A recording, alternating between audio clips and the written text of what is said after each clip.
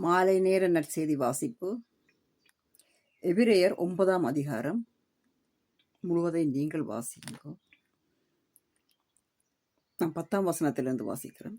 இவைகள் சீர்திருத்தல் உண்டாகும் காலம் வரைக்கும் நடந்தேறும்படி கட்டளையிடப்பட்ட போஜனபானங்களும் பலவித ஸ்நானங்களும் சரீரத்திற்கேற்ற சடங்குகளுமே அல்லாமல் வேறொன்றுமில்லை.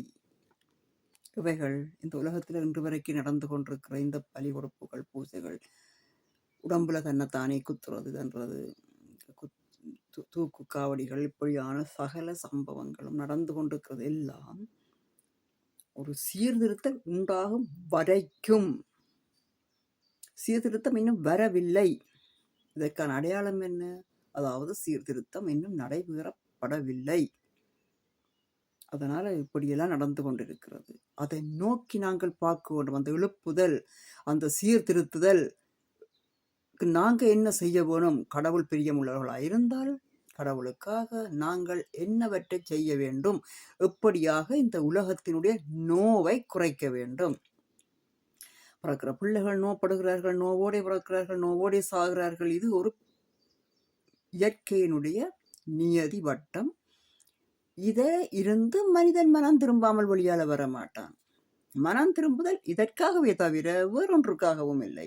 உலகத்தில் அரசியல் வரும், அரசியல் போகும், சாத்தானி அரசாங்கம் வரப்போகிறது, மக்களை கொத்தடிமைகளாக பிடிக்க போகிறது. இதில் இருந்து பிள்ளைகளை எப்படி காப்பாற்றலாம்? நான் ஒரு முடிவுக்கு வர வேணும். காப்பாற்றுறது குறித்த ஒரு நல்ல சிந்தனை, ஒரு நல்ல உறுதியான முடிவு. சபைகள் நடக்கும், அப்படியே போகும். பண்ணையம் தெரியுமா? ஆடு மாடு கோழி பண்ணையங்களை எப்படி வளர்த்து பெருக பண்ணி, என்னத்திற்காக? கோழியில் அவ்வளவு பாசமாக மனுஷனுக்கு, மாட்டில் ஆட்டில் அவ்வளவு பாசமாக அவர்களை வளர்த்து அவர்களுக்கு தீனி போட்டு அவர்களை பண்ணையமாக வளர்க்க வேணுமென்றதில் மனுஷனுக்கு அவர்களில் பாசமாக சரியான பாசம். என்றால் அவர்களுடைய இறைச்சி ரொம்ப ருசியானது. அதே போல தான் மனிதனுக்கு மேலாக இன்னும் ஒரு சக்தி செயற்படுகிறது. அவர்களுக்கும் 2 கால் தான் உண்டு, 4 கால் இல்லை, 2 கால். ஆனால் மிருகங்கள், அவர்கள் பச்சிளங்குழந்தைகளை சமைத்து புசிப்பார்கள். அவங்க அழகான அம்சமாக இருந்து புசிப்பார்கள். அவர்களை பார்த்தால் ரொம்ப அழகான முகமும் கூட உள்ளவர்கள். நம்ப மாட்டார்கள் யாரும் அவர்களால் எப்படி செய்ய முடியுமான்னு. இவ்வளோ அதிர்ச்சி தரும் செய்தி அவர்களால் செய்ய முடியும். அவர்கள் செய்கிறார்கள், செய்து கொண்டிருக்கிறார்கள். பிள்ளைகளை காப்பாற்றுவதற்காக நான் பேசுகிறேன். தயவு செய்து விழித்தெழுங்கள். நேரம் பத்தாது, நேரம் இல்லை. எல்லாவற்றையும் சொல்லி கொண்டிருக்க முடியாது. இந்த வேதத்தை யாராவது படிக்க முடியுமா? ஏன் வேதம் படிக்க வேணும்? உலகத்தை உங்களுடைய கண்களால் பார்க்கலாம். படிக்காதவன் அங்கே போவான், எப்படி வாசிப்பான்? அவனுக்கு இந்த உலகத்தை பார்த்த உடனே அதிகமான ஞானம் கொடுக்கப்படும். குருடர்களால் நுணுக்கமான நிதார்த்தமான கைவேலைகளை வடிவாக செய்ய முடியும். அவர்களுக்கு புனிதமான இன்னும் ஒரு அறிவு அவர்களுக்கு கொடுக்கப்படுகிறது, அவர்களால் செய்ய முடியும். ஆனப்படினால படிக்காதவர்களிடத்தில் அதிக ஞானம் விளங்கும்.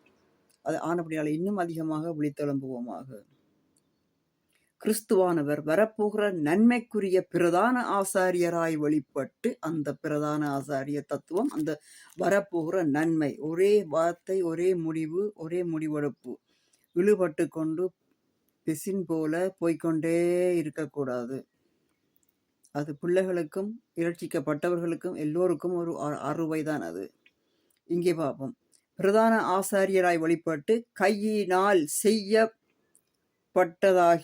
இந்த சிருஷ்டி சம்பந்தமான கூடாரத்தின் வழியாக அல்ல, பெரிதும் உத்தமமான கூடாரத்தின் வழியாகவும், வெள்ளாட்டுக்கடா இளங்காளை இவர்களுடைய இரத்தத்தினாலே அல்ல, தம்முடைய சொந்த இரத்தத்தினாலும் ஒரே தரம் மகா பரிசுத்த ஸ்தலத்திலே பிரவேசித்து நித்திய மீட்பை உண்டு பண்ணினர். நித்திய மீட்பு உங்களுக்கு வந்து விட்டதா? உங்களுடைய சந்ததி வரப்போகிற சாத்தானிய மதத்தின் கொத்தடிமைகளாக பிள்ளைகள், பேர பிள்ளைகள் பிடிபடாமல் இருக்கும்படி உங்களிடத்தில் இரட்சிப்பு திட்டம் வந்து விட்டதா? எங்கே பரமபிதா சபைகளில் கல்யாணம், வெள்ளத்தாளி கட்டுறது, இப்படியான புதுவிதமானது செப்படி வித்தைகள் எல்லாம் வந்து கொண்டிருக்கு. தாலிக்கு பதிலாக விக்கிரகம் போடாமலுக்கு ஒரு புறா அடையாளம் போட்ட ஒரு தாலி, அப்படி கட்டி பார்ப்போம். நிலைக்குதாண்டு பார்ப்போம். பாழாக்கும் அறிவறுப்பை குறித்து தானியல் தீர்க்கதரிசி சொல்லியிருக்கிறானே என்று சொல்லி மத்தேயு 24ஆம் அதிகாரத்தில் பரமபிதா சொல்லியுள்ளார். எங்கே பரிசுத்த வேதாகமத்தில் பரமபிதா நீங்கள் எல்லாம் நன்றாக பல்கி பெருகுங்கள், கல்யாணங்களை கட்டுக்கள், உங்களுக்கு வேண்டிய சோடிகளை பார்த்து அமைத்து பிள்ளைகளையும் பெறுங்கள், இதோ நான் இருக்கிறேன், யாம் இருக்க பயமேன், நீங்கள் நன்றாக பல்கி பெருகுங்கள் என்று சொல்லி பரமபிதா எங்கேயாவது சொல்லியுள்ளாரா? அவருக்கு தெரியும் தீர்க்க தரிசனங்கள் என்ன கூறியிருக்கிறது, பூமியிலே என்ன நடந்து கொண்டிருக்கிறது, பூமியின் பிரமாண வளர்த்தி, மனிதனுடைய பரிமாண வளர்த்தி, கடைசியில் என்னவாக வரப்போகிறது. இப்போ இருக்கிற மனிதர்கள் எல்லாரும் பூதங்களாக வரப்போகிறார்கள். அவருடைய செயல்கள் பயங்கரமான பூத செயல்களாக இருக்கிறது என்று சொன்னால் உங்களால் ஊகிக்க முடியுதா? சிந்திக்க முடியுதா? சிந்திக்கவும் விழித்தளவும் சிந்தித்து பார்க்கவும். அது எப்படியெனில், காளை, வெள்ளாட்டுக்கடா இவைகளின் இரத்தம் தீட்டுப்பட்டவர்கள் மேல் தெளிக்கப்பட்ட கடாரியின் சாம்பலும் சரீர சுத்தி உண்டாகும்படி பரிசுத்தப்படுத்துமானால், இது பழைய ஏற்பாட்டில் ஒரு பிராயச்சித்தம். ஒன்றும் நடக்காது, பாவம் பாவமே இருக்கும், இன்னும் கூறுமே தவிர. ஏனென்றால் மக்களிடம் பல்கி பெருகுவார்கள். வடிவாக கவனிக்க வேண்டும். நித்திய ஆவியினாலே தம்மை தாமே பழுதற்ற பலியாக தேவனுக்கு ஒப்பு கொடுத்து கிறிஸ்துவனுடைய இரத்தம் ஜீவனுள்ள தேவனுக்கு ஊழியம் செய்வதற்கு உங்கள் மனச்சாட்சியை செத்த கிரியைகள் அற சுத்திகரிப்பது எவ்வளவு நிச்சயம். இப்பொழுதோ இந்த செத்த கிரியைகள், இந்த செத்த பலிகள், இந்த செத்த பூஜைகள், இந்த மனிதன் கைகளால் செய்யப்பட்டு மனிதனுக்கு விற்கப்பட்டு அதனால வந்த வழிபாட்டு முறைகள், இவை அத்தனையும் நிறுத்து, நில். தேசம் பாழாய் போயிட்டது, பாழாய் போய் கொண்டிருக்கிறது. இனிமேல் விமோசனம் இல்லை. விமோசனம் என்ன என்றால், ஒரு தனி ஒரு மனிதன் மனம் திரும்பாவிட்டார் உலகத்தில் எதுவும் நடக்க போறதில்லை. ஒவ்வொரு மனிதனும் இரட்சிப்புக்குள்ளாக தன்னை திருத்தி கொண்டு, இரட்சிக்கப்பட்டவன் திரும்பவும் சேற்றில விழுந்திராதபடி, குளித்தவன் குளித்து முழுகி திரும்ப போய் சேத்தில விழுந்த வாரியான கிரியைகளை செய்யாதபடிக்கு இந்த வசனங்களை உங்களோட கிறிஸ்துவோட நீங்கள் வாசிக்கவும். எந்த சபைகள், எந்த கருப்பாடுகள் உள்ள இடங்களிலும் நீங்கள் போய் இதை நீங்கள் அறிந்து கொள்ளவே மாட்டீர்கள். இதற்கு மேலாக வாய் வசனங்களாலும் வார்த்தைகளாலும் மேளங்களும் அட்டிச்சு பாம் பாம் பாம் என்று அவர்கள் தாங்கள் சிந்தி கொண்டே இருப்பார்கள், சொல்லிக் கொடுப்பார்கள். அவ்வளவும் தேவனுடைய வார்த்தைகளை எடுத்து சொல்லுவார்கள். பழைய ஏற்பாட்டு வாக்கு தத்தங்கள், நீ பல்குவாய் பெருகுவாய், உன் தோட்டம் துறவெல்லாம் பல்கி பெருகி இருக்கும். ஆனால் ஒன்றுமே நடக்காது. சொல்லிட்டே இருப்பார்கள். நீங்கள் காசுகளை கொண்டு அவர்களுக்கு கொட்டி கொட்டி கொட்டி வாக்கு தத்தங்களை நாங்கள் வாங்கி கொண்டு வந்துட்டோம் என்று நீங்கள் எத்துக்கொண்டு வருவீர்கள். சில பிள்ளைகள் பிறப்பார்கள். அதான் அவர்களுக்கு விருப்பமானது, பண்ணையம் பெருக வேணும். ஆடு மாடு கோழி போல மனித பண்ணையம் பெருக வேணும். அப்போதுதான் கையடித்து கொடுக்கலாம். வரப்போகிற சாத்தானியம் எங்கே மனிதன் வேணும், அவன் மனித பசியில் உள்ளான்.